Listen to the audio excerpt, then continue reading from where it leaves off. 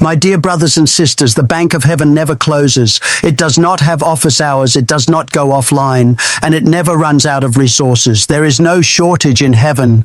God's treasury is overflowing with blessings, mercy for the broken, healing for the sick, wisdom for the confused, and provision for those in need. But here is the mystery. Even though heaven's vault is full, many believers still live as though they are poor in spirit and lacking in life. It's not because heaven is empty, but because we do not know how to make a withdrawal from what already belongs to us. When you think of a bank on earth, you know that it has limited hours.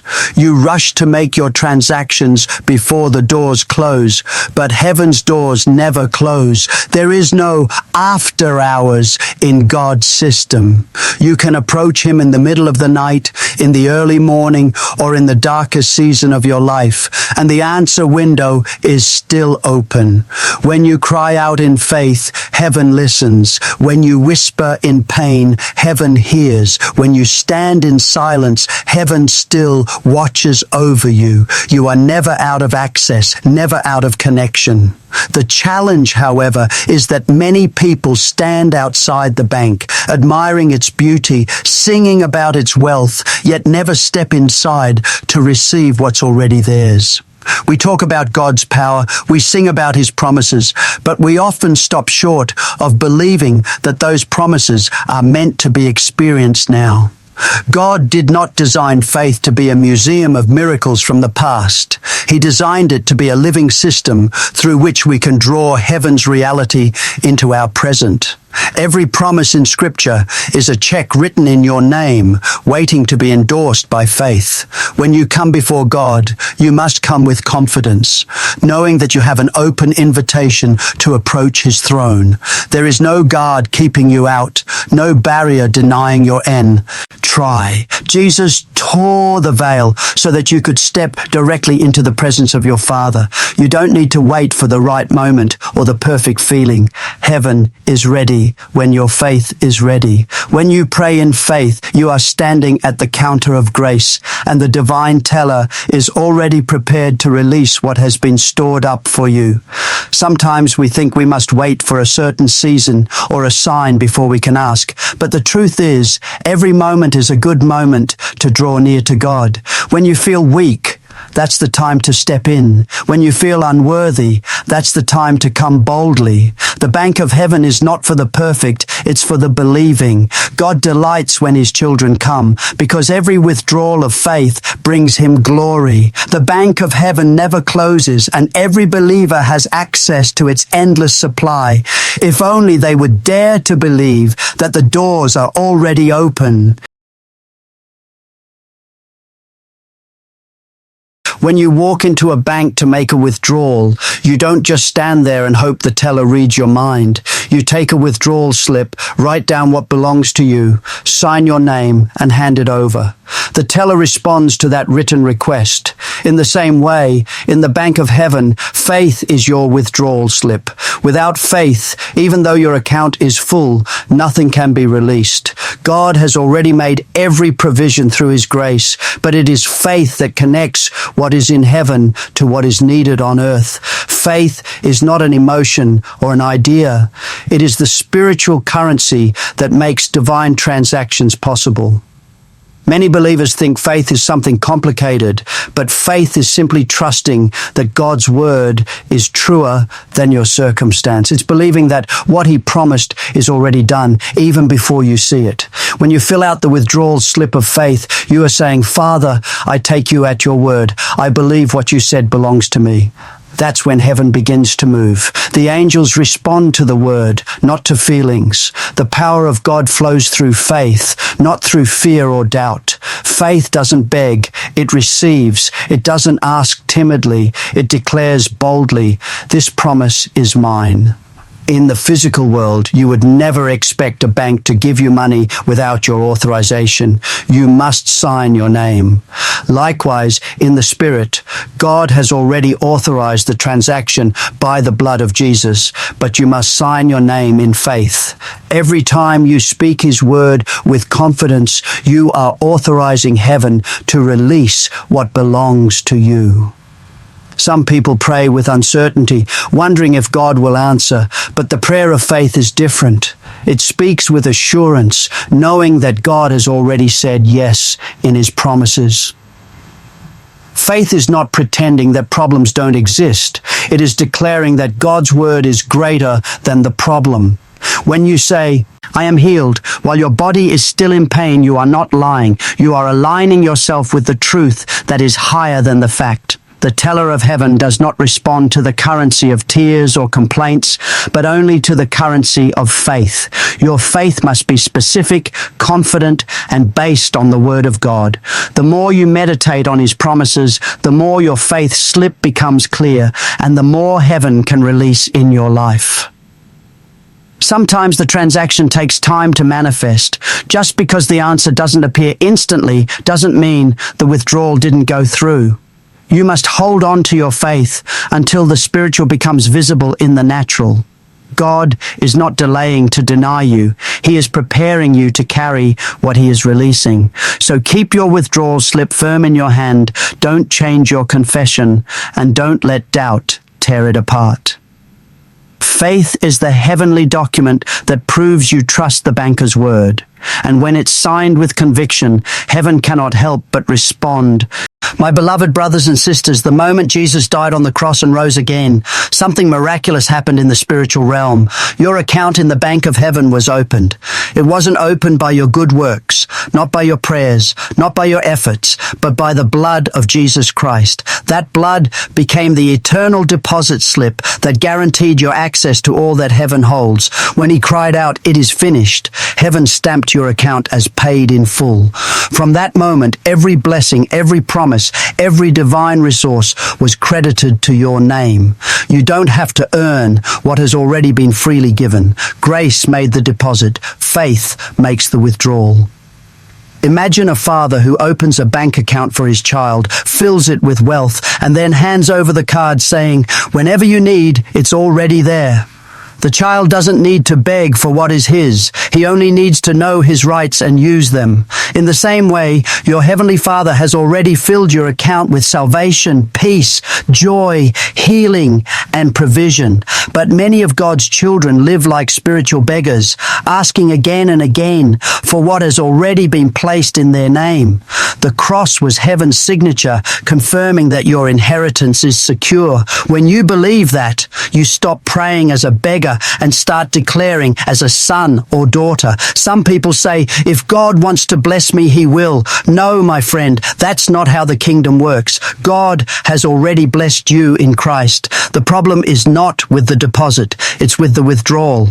Heaven has already released it. Now faith must receive it. You see, there are no new deposits being made. God is not creating new promises every day.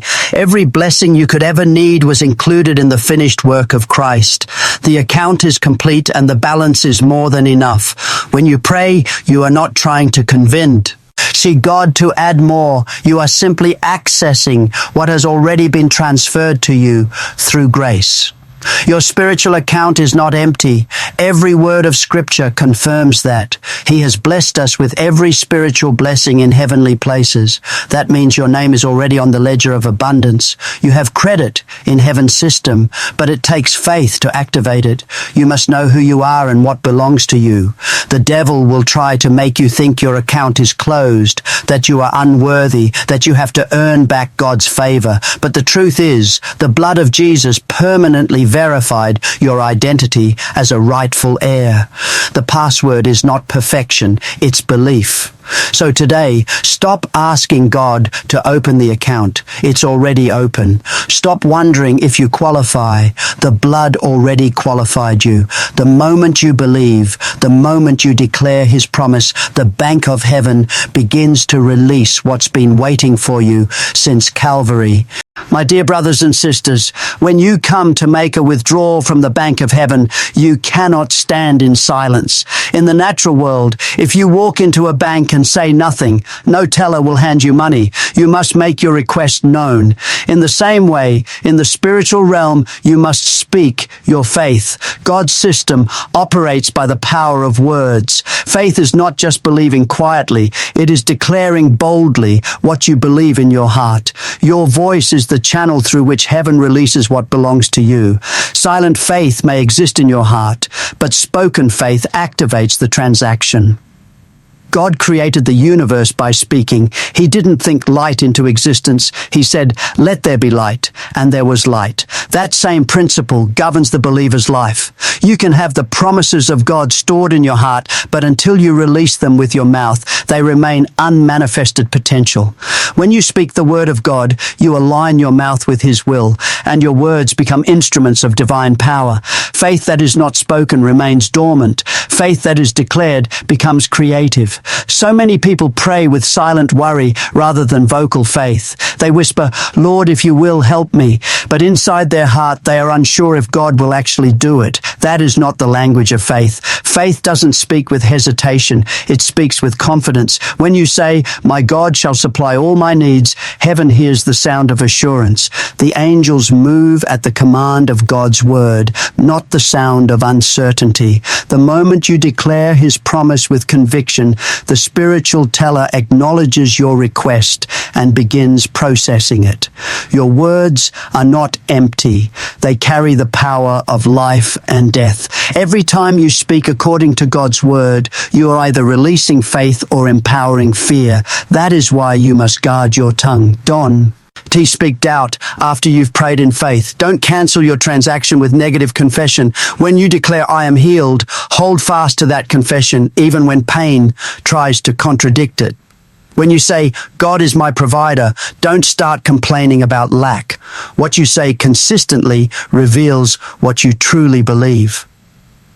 Speaking the word is not about trying to convince God. It's about convincing yourself. Every declaration strengthens your spiritual position. It is your way of signing the faith withdrawal slip again and again until the manifestation arrives. When you keep speaking, you keep believing. And when you keep believing, heaven keeps responding. Even when you don't see the results yet, don't stop declaring. The answer may already be on the way. Heaven's language is faith, and the voice of faith is the sound that moves the supernatural into the natural. When you speak the word with conviction, you are not merely talking, you are authorizing heaven to release what has already been written in your name. My beloved brothers and sisters, many believers begin the journey of faith with excitement, but along the way, doubt creeps in and interrupts the transaction. Doubt is the spiritual thief that blocks heaven's release.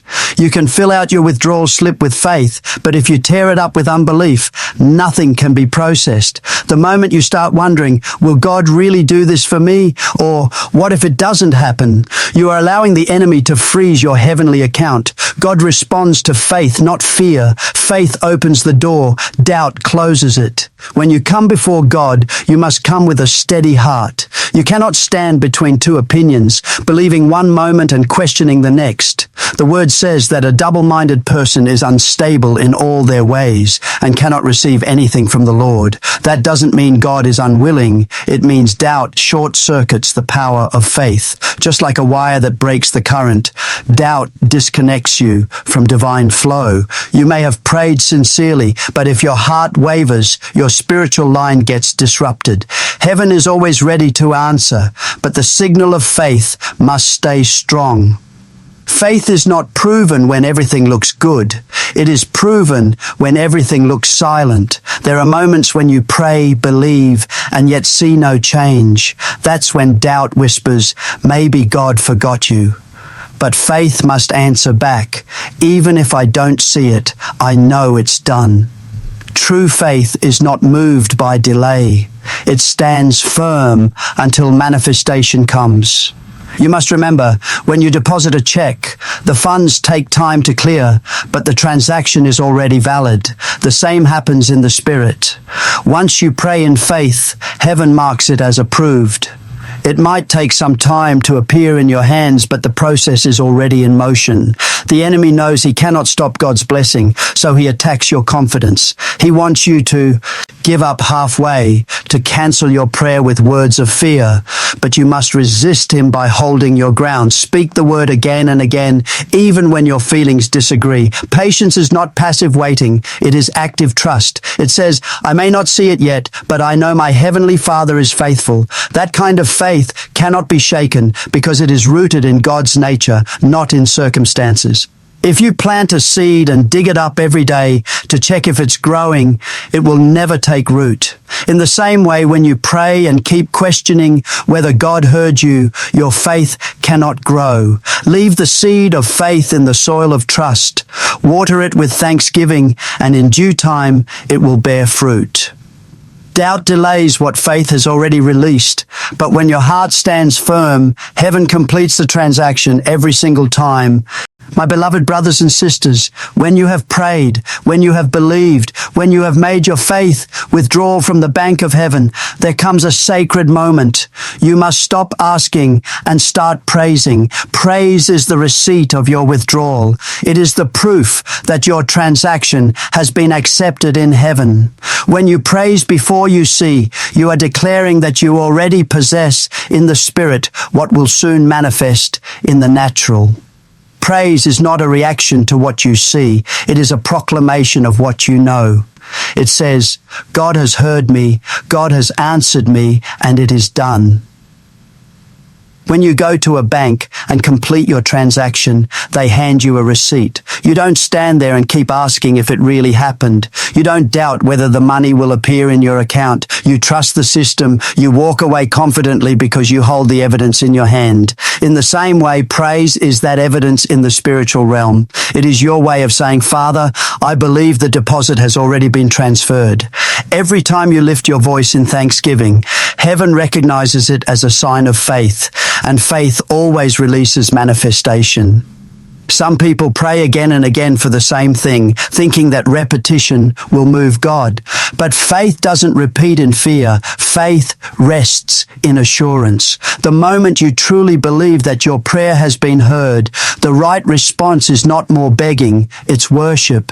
When you begin to praise, you shift from waiting for the blessing to walking in it. Praise is your agreement with God's promise, your declaration that you trust His timing and His goodness. It fills the atmosphere with faith and opens the gates for the supernatural to flow. The enemy hates praise because he knows that a praising believer is a victorious believer. When you praise, even in the middle of uncertainty, you silence the voice of doubt. And your lips are filled with thanksgiving. Fear cannot survive. You may not see the answer yet, but your praise confuses the enemy and strengthens your heart. Praise is the sound of victory before the battle is won. It is the celebration that says, my faith has received what my eyes have not yet seen. Sometimes when nothing seems to change, praise feels like the hardest thing to do, but it is precisely in those moments that praise becomes the most powerful. It is easy to praise when the breakthrough comes, but true faith praises before it arrives. That kind of worship touches heaven deeply because it proves trust in who God is, not just in what He gives. The moment you begin to praise, peace replaces anxiety, confidence replaces worry, and heaven begins to release the visible result of your unseen faith. So, my friends, after you've prayed, after you've believed, lift your hands and thank God, not for what's coming, but for what's already done. Because when praise becomes your receipt, manifestation becomes your reality.